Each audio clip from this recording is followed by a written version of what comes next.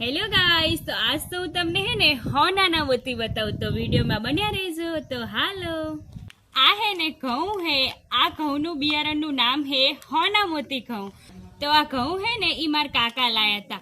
એક વરા પહેલા હે ને અમારા બાજુમાં દુદાપુર વાળા કાકા રહેતા હતા ને, એ આ ઘઉં લાયા હતા. તો હાલો તમને એ ખોલીને બતાવું. તો હે ને ઘઉંને હું ખોલીને બતાવું. અહીંયા જુઓ, તમને બતાવું હો.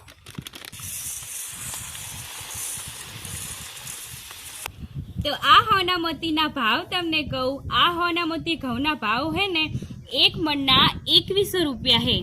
આપણે અહીંયા હે ને રેગ્યુલર ઘઉં આવે ને એના કરતાં 3 ગણા ભાવ હે આના.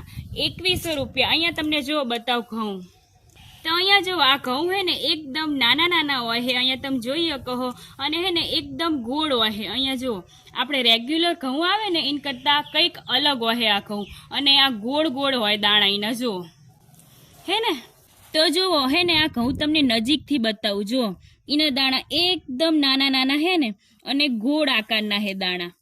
અને આ ઘઉં હે ને એ ઓર્ગેનિક ઘઉં હે. પહા કઈ જ દવા બવા કઈ સાંટેલી નહીં, અને ઓર્ગેનિક રીતે ઉગાડેલા આ ઘઉં હે ને. બાકી હોનાના મોતી.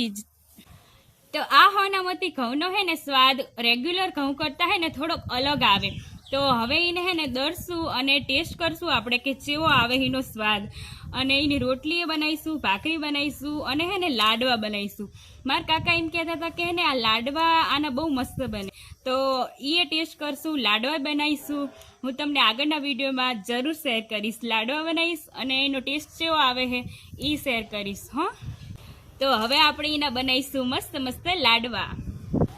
તો તમે આ હોના મોતી જોયેલા હે કે નહીં, કમેન્ટ બોક્સમાં કહેજો.